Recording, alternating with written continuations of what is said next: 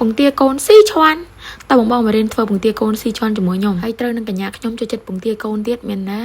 គាត់តែឃើញគេធ្វើហៀទាំងមាត់ខ្ចក់តែបានធ្វើឲ្យនិយាយពីជាតិនោះអាជាតិញ៉ាំហើយតិចដកជាតិអត់បានបងប្អូនរសជាតិវាប្លែកពីបង្ទាកូនរដងអញ្ចឹងតើមកមើលគ្រឿងផ្សំយើងអរគ្នាបងប្អូនគ្រឿងផ្សំយើងមានច្រើនទេមានដុំស៊ីឈ្វាន់លក្រីលក្រូចខ្ទឹមក្រហមហ្នឹងយើងលាងបង្ទាឲ្យស្អាតសិនមកតើមកយើងយកដុំស៊ីឈ្វាន់ហ្នឹងទៅម្លេញជាមួយលក្រីលក្រូចហើយនឹងខ្ទឹមក្រហមយើងហ្នឹងឲ្យវាឈ្ងុយឲ្យវាឡើងឈ្ងុយហើយតើមកចាក់ទឹកចូលទៅណាបងប្អូនបើបានទឹកដូងកាន់តែឈ្ងុយចូលជាតិគ្នាសាហាវតែយកអត់មានដាក់កាត់សិនទៅរូបមន្តយើងកាត់ហ្នឹងចាប់បានញ៉ាំលឿនហើយបង្ទាកូនយើងហ្នឹងនេះ15គ្រាប់ពង19ថ្ងៃបន្ទាប់មកយើងដាក់ដុំស៊ុបខ្នុរមួយដុំទៅវាចាប់